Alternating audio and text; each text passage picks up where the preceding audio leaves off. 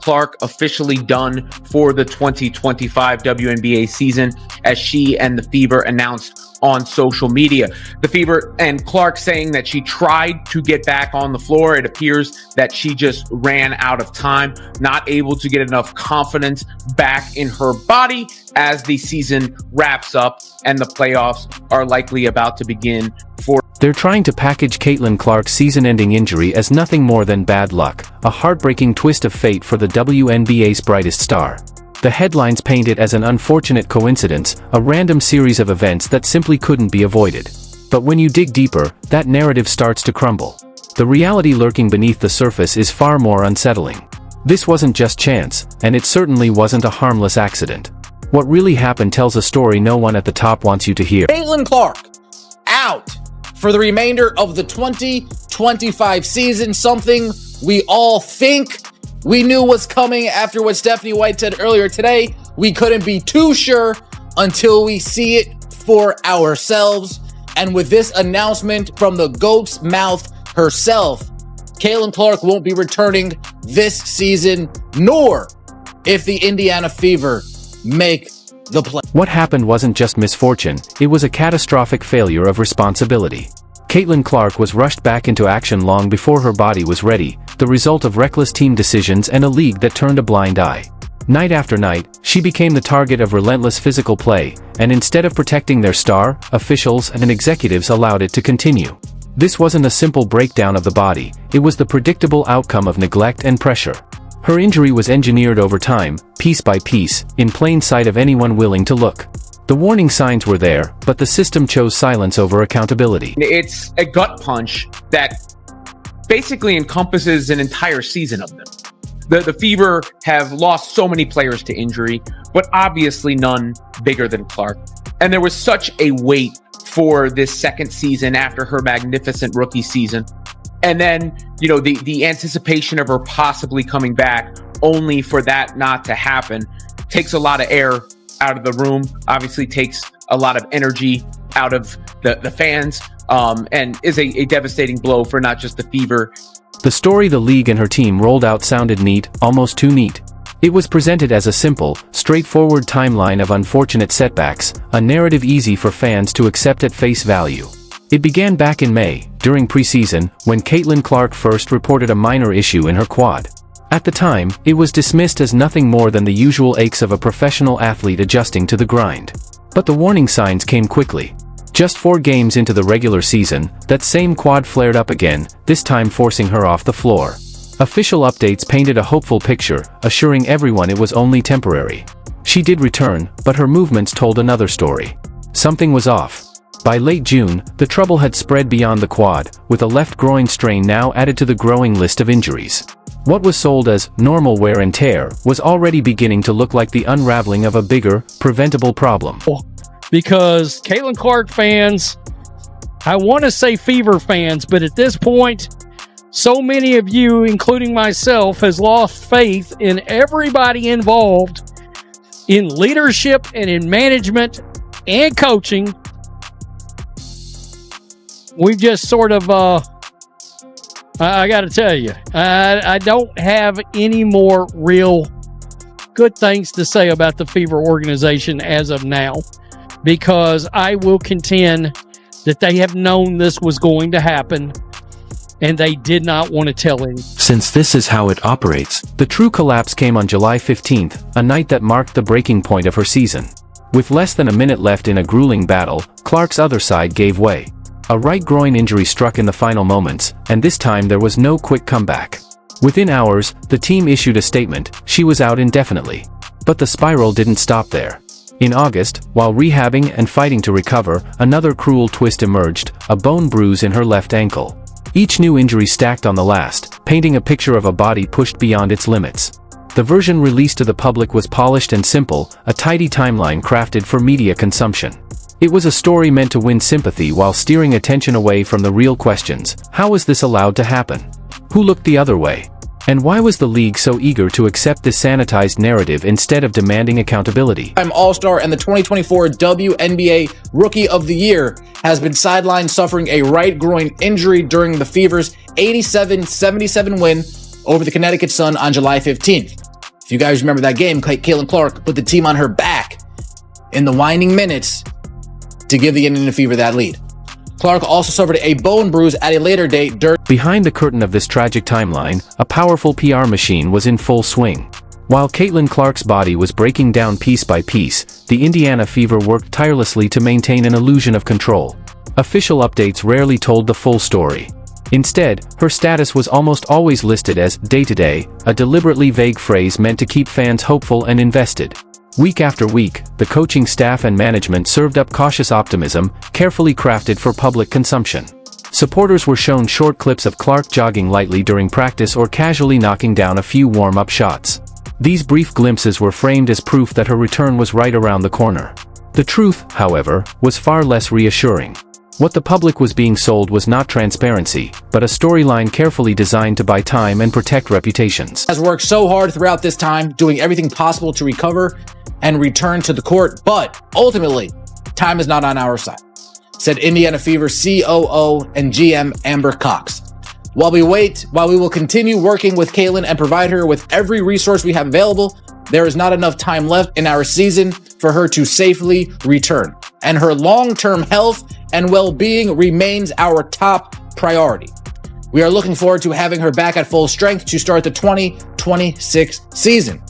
Clark appeared in 13 games during the regular season, averaging 16.5 points, 8.8 assists, and 5 rebounds per game, while helping lead the team to the 2025 WNBA Commissioner's Cup. The upbeat messaging wasn't just about keeping spirits high, it was a calculated business decision. With Clark always portrayed as being on the verge of a comeback, ticket sales stayed strong and broadcast ratings refused to dip. Fans clung to their seats, convinced that at any moment they'd witness her triumphant return to the court. But beneath the optimism was a dangerous gamble. This steady drip of hopeful updates created unrelenting pressure on Clark to push her body before it was truly healed. At the same time, it misled an entire fan base that deserved honesty, not marketing spin. While the franchise profited from anticipation, the real cost was being extracted from Clark herself.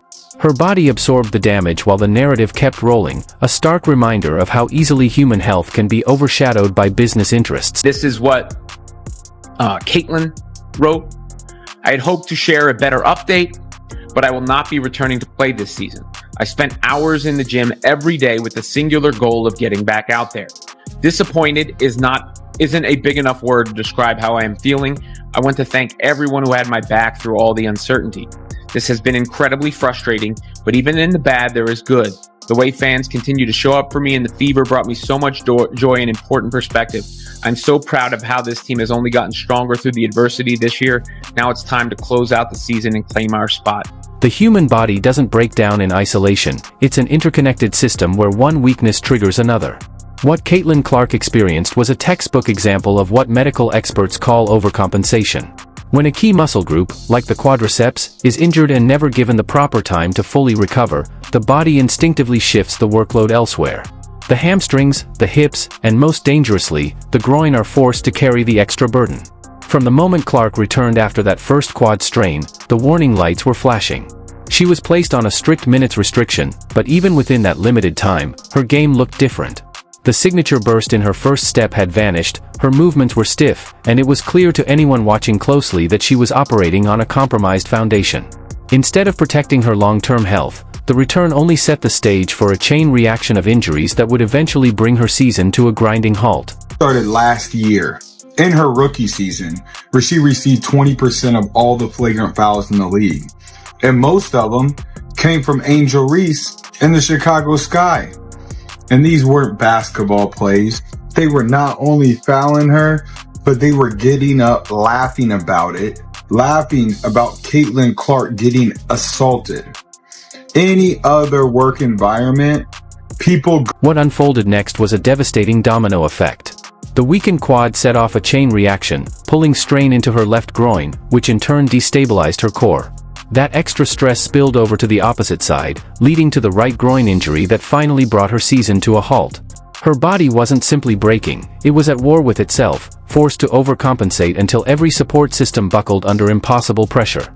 The bone bruise discovered later in her ankle wasn't random, it was the body's final cry for help, a signal that the entire system had collapsed. For weeks, the narrative was carefully packaged by the Fever's general manager and coaching staff, polished statements meant to reassure. But then Caitlin Clark broke the silence herself. In her official season-ending announcement, she wrote only a few words. "Disappointed isn't a big enough word to describe how I am feeling." That single sentence cut deeper than any press release. It wasn't spin. It wasn't PR. It was raw, unfiltered truth. Those words carried the weight of someone who had done everything right: endless hours in the gym, daily rehab, every sacrifice asked of her, only to be left broken. It wasn't just sadness. It was betrayal, exhaustion, fury. For the first time, fans saw behind the corporate curtain into the personal hell she had endured. And then a darker question emerged. What if the injuries weren't just about rushed recovery? What if the real problem wasn't in the training room at all, but in plain sight on the court? The evidence was there for anyone willing to look. Clark wasn't simply breaking down under the natural grind of the season. She was being targeted. Game after game, her body was subjected to a relentless pattern of physical abuse that officials consistently failed to stop. The statistics are staggering. In her rookie season, Caitlin Clark absorbed nearly 20% of all flagrant fouls called in the WNBA, one player, shouldering a fifth of the league's most dangerous plays. Clips that went viral told the story in brutal detail: shoulder checks well away from the ball, open shoves as she sprinted down the floor, deliberate hacks across her arms and body that rarely drew a whistle. And it wasn't just physical. Opponents taunted her after fouls, laughed at her pain, and turned aggression into a spectacle of disrespect. High-profile rivals, most notably the Chicago Sky, made it clear that bruising Clark was part of their strategy. Every drive to the basket carried risk. Every game became survival. And through it all, the referee's whistle stayed silent, effectively signaling that this treatment was acceptable. Here lies the scandal that can't be ignored. The WNBA built its new era on Caitlin Clark's back. They marketed the Clark effect. Her arrival filled arenas, shattered TV records, and pumped unprecedented revenue into the league. She was their billion-dollar athlete, the face of every campaign, the centerpiece of every broadcast. And yet, when their most valuable asset was being systematically targeted and broken down, the league stood still. This wasn't just negligence, it was hypocrisy. They celebrated her in commercials, but abandoned her on the court. They cashed in on her stardom, but failed in the most basic duty of all, protecting their players. In chasing profit, they gambled with her health. And they lost, not just Clark's season, but the very momentum they had built on her shoulders. So we are left with two very different stories. The official version, an athlete undone by cruel misfortune, her body betraying her at the worst possible time. And the other, the version the evidence suggests, a star rushed back too soon, pushed to perform for ticket sales, then left unprotected as opponents turned her into a target. Was Caitlin Clark's season-ending collapse just a freak accident? Or was it the inevitable result of a system that saw her less as a human being and more as a product to be sold?